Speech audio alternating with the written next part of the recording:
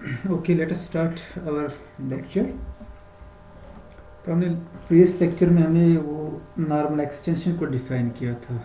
मैं फिर से इसकी डेफिनेशन लिख दूंगा यहाँ पर. Normal extension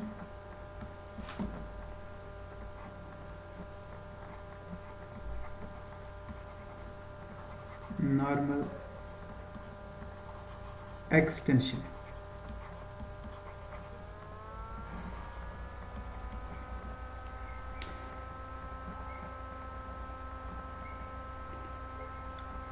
K is a normal extension of f. K is a normal extension of f. K is a normal extension of f. If K is a finite extension of f, if K is a finite extension of f and the fixed field of and such that f is a fixed field, such that f is the fixed field, is a fixed field of this group of automorphisms which fixes K. Okay, तो आपके पास वो examples है जहाँ पर वो normal extension के example आपकी जो है ना, पहले हमने वो एग्जांपल दी थी जहाँ पर फिक्स्ड फील्ड एफ के बराबर आया था जी के एफ का, तो वो है नॉर्मल एक्सटेंशन के एग्जांपल. और हमने एक एग्जांपल ऐसी भी देखी जहाँ पर फिक्स्ड फील्ड जी के एफ का पूरा एफ के आ रहा है, क्योंकि वहाँ पर जी के एफ में सिर्फ एक ही ऑटोमॉर्फिज्म होती है, वो होती है आइडेंटिटी. वो हर किसी एलिमेंट को फिक्स कर रही है. तो उस केस में जो फिक्स्ड फील्ड है वो पूरा के है, तो that means that extension is not a normal extension. Examples दोनों आपके पास है. Example of a normal extension, example of an extension which is not a normal extension. दोनों examples आपने की है. Today we do the following theorem.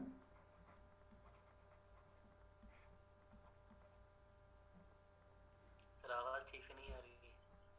Sir आवाज slow आ रही है. आवाज स्लो आ रही होगी. तो नॉर्मल एक्सटेंशन हमने किया था लास्ट लेक्चर में define.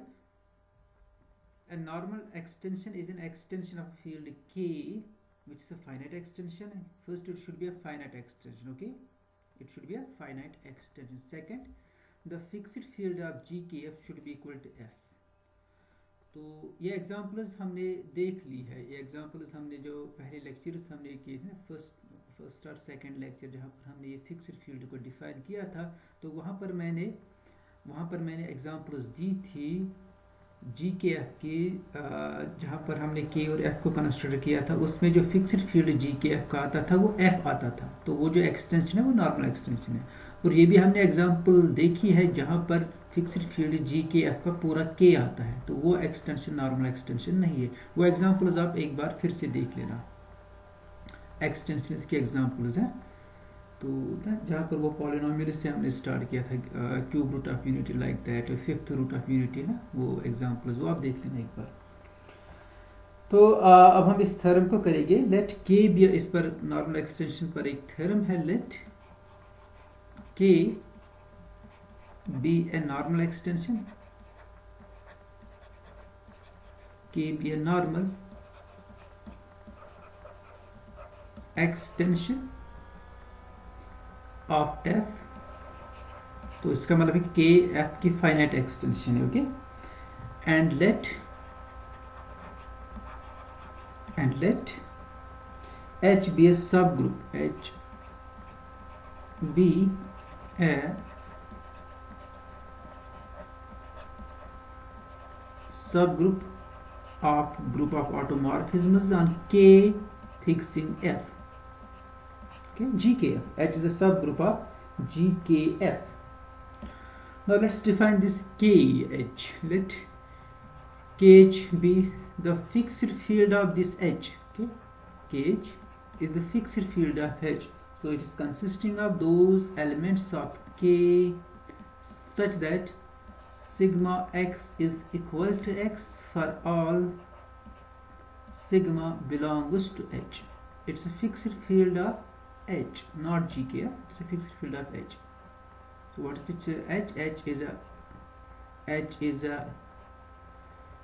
is a subset of, it's a subgroup of GKF. Okay. तो ओबियसली ये जो GKF का है ना, GKF का ये क्या होगा? GKF का दिस फिक्स्ड फील्ड GKF का क्या होगा? आप में से कोई बता सकता है GKF का फिक्स्ड फील्ड क्या हो सकता है? What's the fixed field of GKF? के नॉर्मल एक्सटेंशन है F की, इसका फिक्स्ड फील्ड क्या होगा? F होगा. Okay good, because it's a normal extension. वो नॉर्मल एक्सटेंशन की डेफिनेशन है, इसका फिक्स्ड फील्ड है. अब मैंने इसका सब ग्रुप लिया है ना, इसका मैंने सब ग्रुप लिया है GKF का. इसका फिक्स्ड फील्ड डिफरेंट होगा कुछ, वो मैंने KH से डिनोट किया, वो मैंने KH से डिनोट किया. अब मुझे बचाए KH बड़ा होगा कि F बड़ा होगा?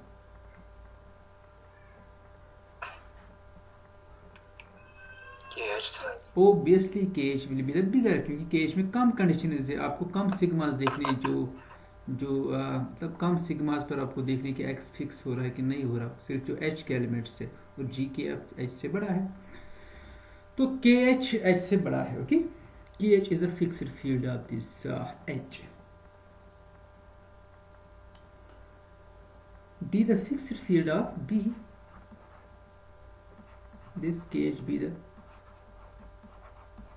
fixed field of H. Fixed field of H. Then we have following. First one, the degree of K over KH. K over KH is equal to order of H.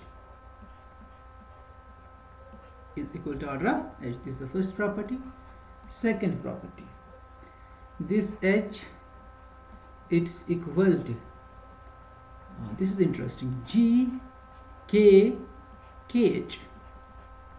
क्या हम अब वापस आ रहे हैं एक्चुअली. अब हमें वो ऑटोमॉर्फिज्म्स देखने जो KH के एलिमेंट्स को फिक्स करे. That's equal to H.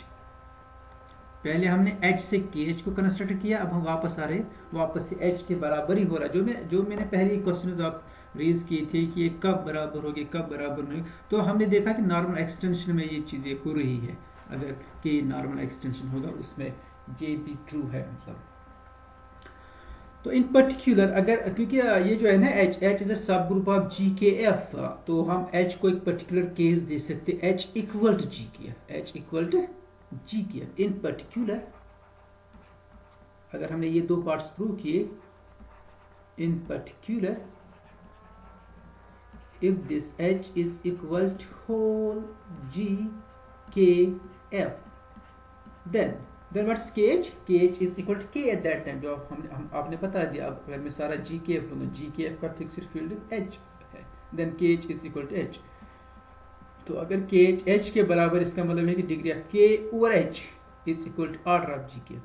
So then degree of K over H, क्योंकि आप degree of K over F, sorry, क्योंकि आप F फिक्स्ड फील्ड है, degree of K over F is equal to the order of the group जिसका आप fixed field ले रहे हो, that's equal to GKF. Order of GK. एक तो ये है दिस थिंग, और सेकंड पार्ट क्या होगा? H is equal to GKH. अब सेकंड पार्ट हमें नहीं देखना है, सेकंड पार्ट आपको नहीं करना है, तो वो तो ऑब्वियसली F होगा GKF के बराबर. That's the definition of normal extension. तो ये है आपकी थ्योरम जिसके आपको ये दो पार्ट्स प्रूव करने हैं. स्टेटमेंट आपको समझ आ गया?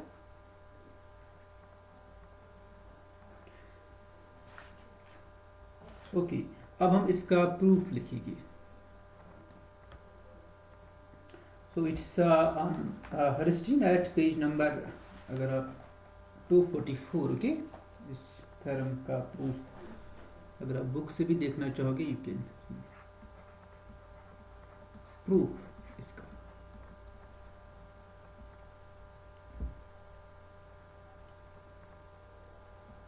first we see that जो भी h का एलिमेंट है ना वो k h के एलिमेंट्स को फिक्स कर रहा है. Any element of h fixing the elements of kh. So we first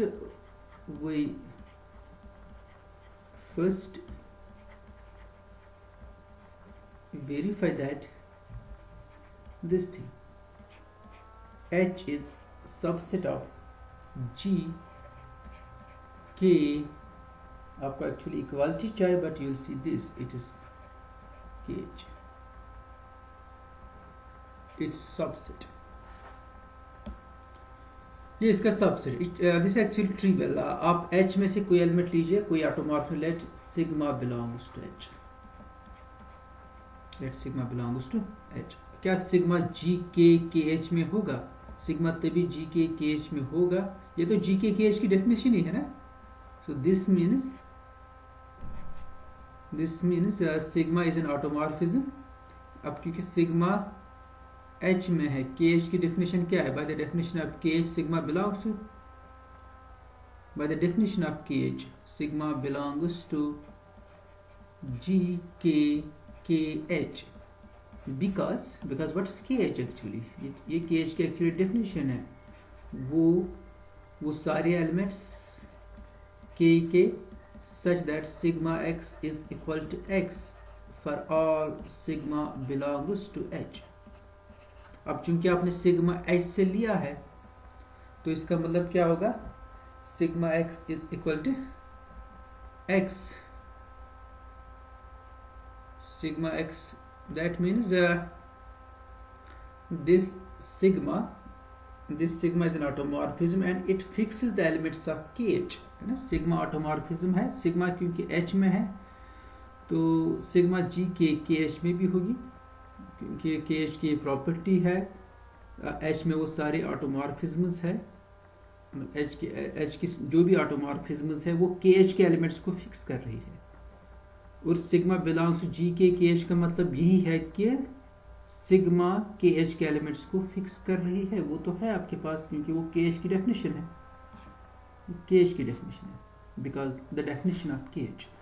definition of k h क्या है? इसमें वही एलिमेंट्स है जिनको h का हर कोई एलिमेंट फिक्स कर रहा है. जिनको h का हर कोई एलिमेंट फिक्स कर रहा है. तो सिग्मा h में है, इसका मतलब है कि सिग्मा जो है ना वो k h के एलिमेंट्स को फिक्स कर रहा होगा. तो अगर सिग्मा k h के एलिमेंट्स को फिक्स कर रहा है इसका मतलब है कि सिग्मा g k h में डेफिनेशन है ना. It's precisely the definition actually. आप सिर्फ डेफिनेशन पर फोकस कीजिए. So therefore this h is subset.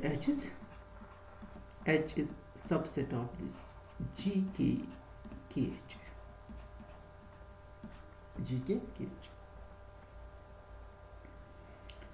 Now also we have seen in one of our theorem that order of g k k h is less or equal to degree of k over k h. Okay. But order of h is less or equal to order of g k k h. So this means order of h is less or equal to degree of k over k h. Degree of k over k h. हम actually prove करेंगे equality हमें असल में prove करनी है. Equality अगर हमने prove किया इट मीन्स दैट हम प्रूव करेंगे ऑर्डर ही इक्वल है. ठीक है. ऑर्डर एक्चुअली इक्वल है. अगर हमने प्रूव किया ए एच इसका सबसेट है और अगर हम प्रूव करेंगे ये ऑर्डर इसके बराबर है, ये ऑर्डर इसके बराबर है. एक्चुअली आपके पास ये इनइक्वालिटी है. अगर आप देखोगे फिर से ऑर्डर ऑफ एच, मैं पूरी इनइक्वालिटी यहाँ पर लिख देता हूँ ताकि आपको क्लियर हो जाएगा.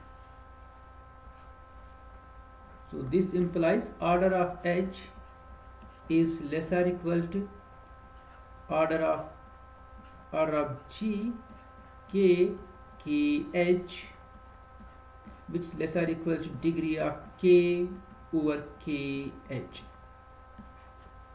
अगर मैं प्रूव करूँ equality, order of H is equal to degree of K और K H, so that means order of H equal to then it will be equal to then order of G K H.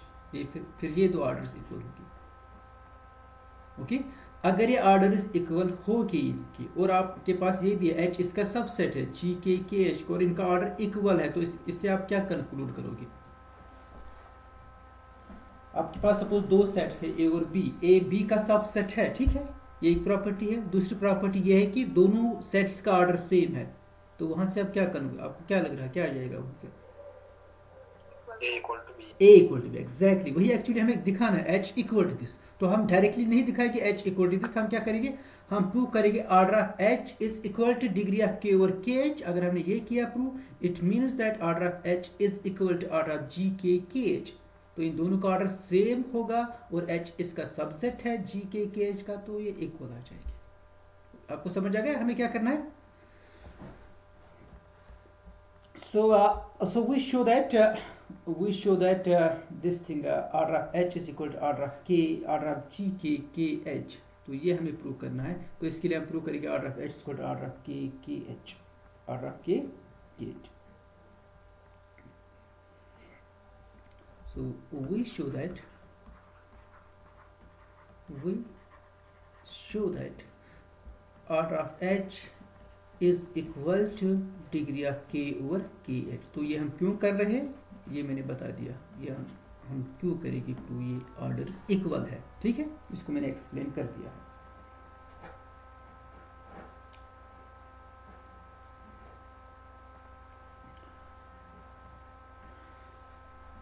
मैं next page पर आ जाता हूँ। Okay, since this के is a normal extension, ये इसकी normal extension is a normal extension of F, therefore a finite extension, इसलिए ये जरूरी क्या होगी, फाइनाइट डेफिनेशन है, therefore a finite extension, finite extension of F. तो ये एफ की फाइनाइट एक्सटेंशन है। ओके, और हमें पता है कि अगर फील्ड का कैरेक्टरिस्टिक जीरो हो और के फाइनाइट एक्सटेंशन हो एफ का, then we can generate this K by single element. Okay, this we already seen, जहाँ पर हमने ये प्रूव किया था F of A B is equal to F of C, ये चीज़ हमने प्रूव की थी। अब आपके पास ये फाइनाइट एक्सटेंशन, इसका मतलब है कि ये के जो है ना, ये इस टाइप का है, K is equal to F of A1 A2 AN, ये इस टाइप का है। अगर ये इस टाइप का है then it's equal to some F of C, है ना, क्योंकि दो एलिमेंट्स के लिए तो आपने ऑलरेडी प्रूव किया है, तो आप इंडक्शन से कर सकते हो किसी भी n के लिए। अगर ये finite, if k is a finite extension of f, that means k is of this form, then k must be equal to f of c for some element c in k, for some c in k, उसका हम use करेंगे। k is a normal extension, so therefore thus there exists a belongs to k such that this extension k is equal to f a, k is equal to this k is a finite extension of kh, it's also a finite extension because kh is bigger than f। okay, kh is bigger than f, तो मैं kh का use करूंगा, तो ये kh की भी finite extension होगी। k is a normal extension, therefore a finite extension of f, तो ये फाइनाइट एक्सटेंशन अगर f का है तो kh is bigger than f, ये kh की भी फाइनाइट एक्सटेंशन होगी, इट्स दिस कि h of a, therefore a finite extension and hence of kh, यहाँ पर लिख दीजिए आप and hence of kh, hence of kh। ये क्लियर हो गया आपको? ये a कैसे आ गया, there is some a in k such that k is equal to kha।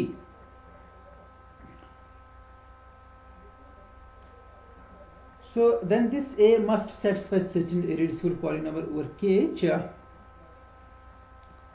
so this you know actually, ये आपको पता है एक्चुअली। अगर आपके पास irreducible polynomial होगी which satisfying a of degree n, so So then over the field F, then degree of F over Fa is equal to the degree of the polynomial. This you have already seen in your course. So we can say then this A, then this A sets phi n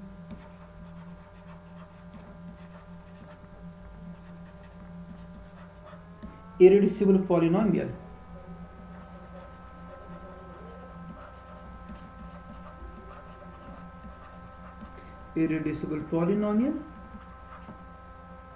over kh. Polynomial is over the smaller field over kh of degree. इसकी जो उस polynomial की जो degree होगी ना, that's the degree of k over kh of degree this thing k over kh. Let's suppose that degree is equal to m.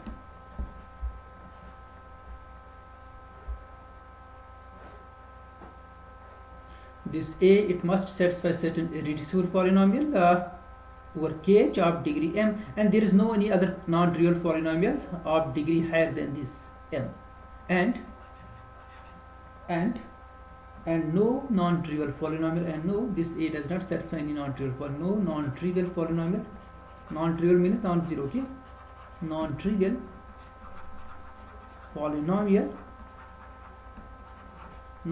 polynomial of lower degree. Lower degree की polynomial ये satisfy नहीं कर सकती है of lower degree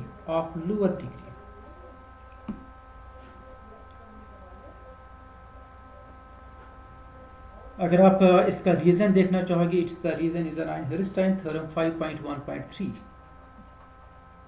theorem. अगर इसमें आपको कुछ कंफ्यूजन होगा, you can see this theorem, क्योंकि मैंने सारा कोर्स नहीं पढ़ा है, आप इसको देख लेना. This and no non trivial polynomial of lower degree.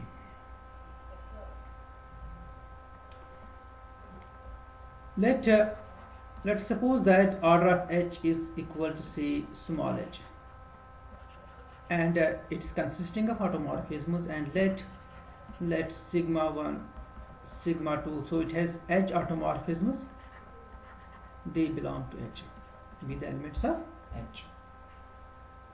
Okay, हमने मान लिया कि h का ऑर्डर h है, तो इसमें h ऑटोमॉर्फिज्म्स होगी. वो सपोज हमने ली sigma 1 sigma 2 sigma h, where this sigma 1 is identity. Okay, because it's a group where sigma 1 is identity of h, so it is identity morphism. Okay,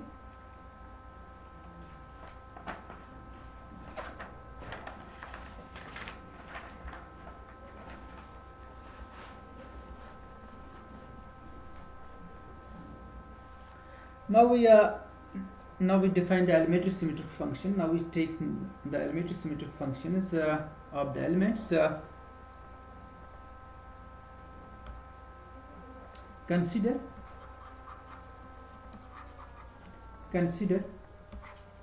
the elementary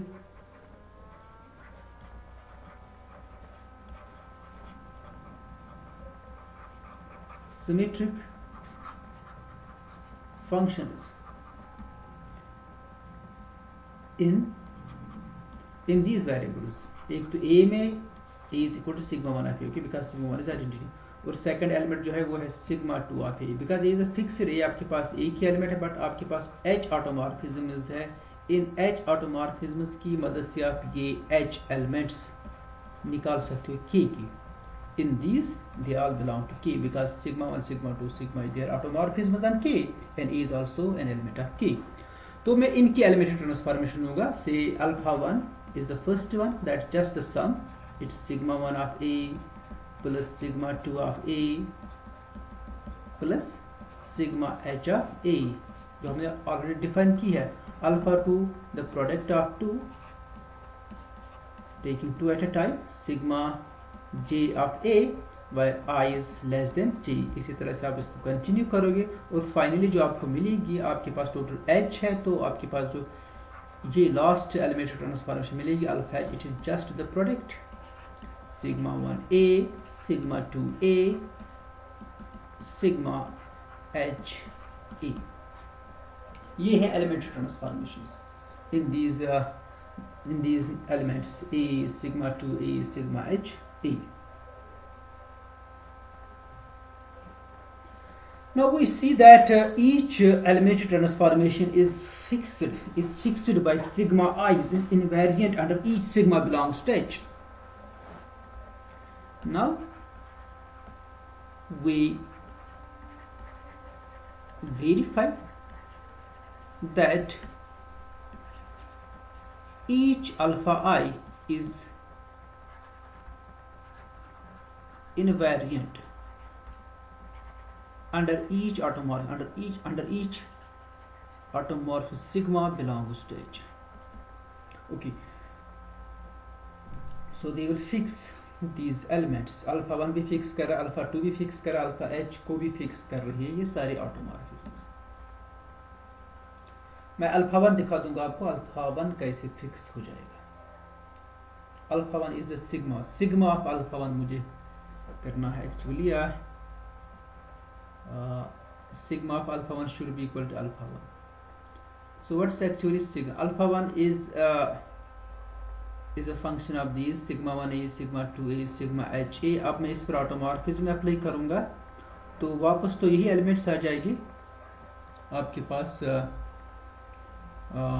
sigma क्योंकि आपके पास total h elements है. These are the h elements. Sigma 1a, sigma 2a, they are automorphisms, so sigma 1a is not equal to sigma 2 of a. They are distinct actually, and we want to see that they must remain invariant under each sigma belongs to H. Under each sigma belongs to H. तो sigma of alpha 1 हमें देखना है क्या आ जाएगा. Sigma of alpha. Okay, let's check that.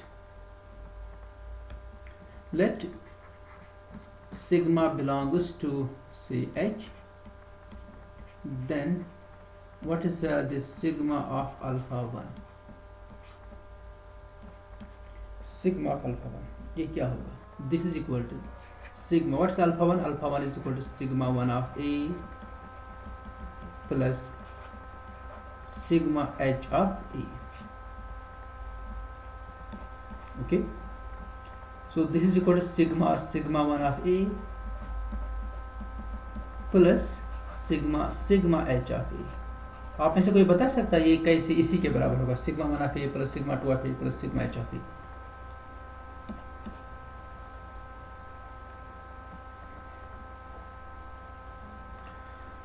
अब आप देखिए आपके पास तो ये ऑटोमॉर्फिज्म है H की, ना सिर्फ इतनी ही ऑटोमॉर्फिज्म आपके पास H की है. These are the only automorphisms of H. और सिग्मा भी H की ऑटोमॉर्फिज्म है, इसका मतलब सिग्मा भी इन्हीं में से कोई ना कोई ऑटोमॉर्फिज्म है. तो अब आपके पास नई ऑटोमॉर्फिज्म आ गई. Sigma 1, sigma 2, so on sigma. ये भी H की ही ऑटोमॉर्फिज्म्स है क्योंकि सिग्मा भी H का एलिमेंट है. सिग्मा 1, सिग्मा 2, सिग्मा H ये भी H के ही मेंबर्स है और H ग्रुप है, तो इनका प्रोडक्ट भी H में ही होगा. तो इसका मतलब है कि सिग्मा 1 इन्हीं में से कोई ना कोई एलिमेंट होगा. सिग्मा 2 ये भी इन्हीं में से कोई ना कोई एलिमेंट होगा. आपको बात समझ आ रही है? तो ये भी एक्चुअली ये जो है ना sigma 1, sigma 2 they are also the H distinct elements of the group H. ये भी H के ही एलिमेंट्स है और ये भी डिस्टिंक्ट सारे H है. तो इनमें से हर कोई किसी ना किसी के बराबर होगा. एग्जैक्टली ये 1 कॉरेस्पॉन्डेंस होगी. मतलब सिग्मा 1 सिग्मा 2 के बराबर होगा, शायद सिग्मा 2 ये किसी और सिग्मा के बराबर होगा. मतलब ये इन्हीं में से यही एलिमेंट्स है, एग्जैक्टली यही एलिमेंट्स है. तो एक्चुअली आपके पास ये दो सेट्स है. एक तो आपके पास है सिग्मा 1, सिग्मा 2, सिग्मा H, और दूसरा सेट आपके पास ये है सिग्मा 1, सिग्मा H. ये दोनों एक्चुअली इक्वल है because both are equal to H. दोनों H के बराबर है. तो सिग्मा 1 भी एग्जैक्टली इन्हीं में से किसी ना किसी के बराबर है. सिग्मा 2 भी एग्जैक्टली किसी ना किसी के बराबर है. डिस्टिंक्ट है ये सारे. तो that means sigma 1 is it's also some sigma I है ना. ये भी किसी ना किसी सिग्मा I के बराबर है. इसी तरह सिग्मा सिग्मा टू, तो ये फाइनली आ जाएगा sigma sigma one of A. You can apply the commutative law with respect to addition. किसी जगह सिग्मा वन ए भी होगा तो वो उसको फर्स्ट प्लेस पर लास्ट, ये it's not like this sigma sigma one is equal to sigma one, ये वैसा नहीं है। तो वो मैंने रीजन बता दिया क्या है, प्लस लास्ट में सिग्मा एच ए ही आ जाएगा। और रीजन आप ये लिख सकते हो, मैं यहाँ पर नीचे रीजन लिख देता हूँ,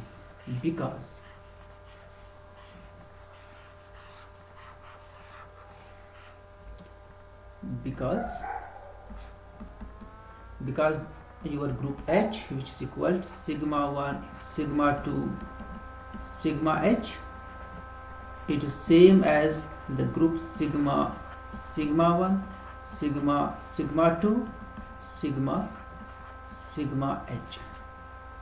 ये इसका रीजन। तो इसी तरह से in general similarly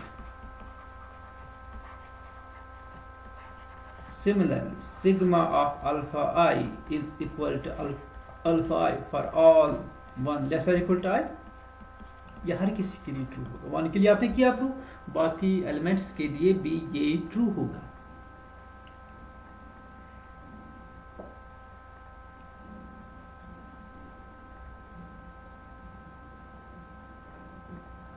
So that means these alpha i's they are fixed by each element of H. So therefore each alpha I belongs to KH, क्योंकि KH में वही एलिमेंट्स है ना जिनको H के ऑटोमॉर्फिज्म फिक्स कर रही होगी, तो अल्फा I H KH के मेंबर्स है। by definition of KH, by definition of KH, ये KH की definition है।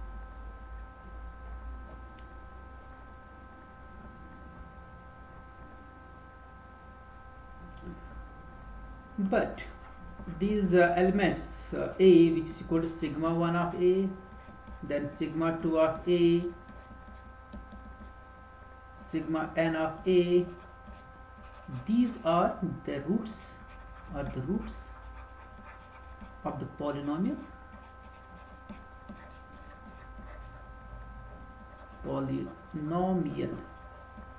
roots of the polynomial, this polynomial x minus the first root into x minus the second root x minus the hth root। तो ये elements है ना इस polynomial के roots, अगर मैं इसको px से डिनोट करूंगा, okay, these are the roots of this polynomial. But what is this polynomial? अगर आप इस पॉलिनोमियल को देखोगे ना, it's a polynomial over kh, इसके जो कोएफिशिएंट्स होंगे ना इस पॉलिनोमियल के, वो kh के मेंबर्स होगी। वो कैसे होगी? क्योंकि इसके रूट सिग्मा 1 a है, सिग्मा 2 a है, सिग्मा h a है, और alpha 1 alpha 2 alpha h, they are the elementary symmetric functions. But also this thing, this px, it's equal to x power n minus alpha 1 x power n minus 1, then plus so on plus minus 1 power h minus 1 power h alpha h, ये इसके बराबर है। क्योंकि alpha 1 है sum of the roots sigma 1 sigma, alpha 2 जो next term होगी यहाँ पर वो अल्फा 2 होगी, alpha 2 x power n minus 2, and alpha 2 is the sum of the roots taking 2 at a time, and this final term is the constant which is the product of the roots। तो px इसके बराबर, but this one इसके coefficients किस में है? इसके coefficients kh में। You can see this is also this is the polynomial, this is the polynomial over what? Over kh। तो ये px है, it's a polynomial over kh, और इसके रूट सारे किस में है? इसके रूट्स क्या है? Sigma 1a sigma 2a sigma ha, ये जो रूट्स है ना ये सारे k के मेंबर्स है, because sigma 1 is automorphism, it's a map from k to k, तो सिग्मा 1 ऑफ a ये भी k का ही मेंबर है। इनफैक्ट सिग्मा 1 ऑफ a यहाँ a के बराबर है और a k का मेंबर है। अब प्रॉब्लम यहाँ पर थी सिग्मा 2a भी k का ही मेंबर है, because sigma 2 is automorphism from k to k। तो आपने इस पॉलिन जो आपने पी ऑफ एक्स लिखा है जैसे पॉलिनोमियल और के ऑफ एच के एच इट स्प्लिट्स ओवर के, ये और के स्प्लिट हो रही क्योंकि ये सारे रूट्स के हैं. सो thus px which belongs to this ring actually it splits into linear factors into linear factors over k which is equal to fa, and this fa is the smallest field containing f and a, which is the smallest field containing f and a, so hence k is the splitting field because this one is the smallest field containing f and a, और k भी है ना, k तभी splitting field है अगर ये smallest field होगा और कंटेन कर रहा होगा इस px के सारे रूट्स, और k तो कंटेन कर ही रहा है px के सारे रूट्स क्योंकि सिग्मा 1 a को भी कंटेन कर रहा है.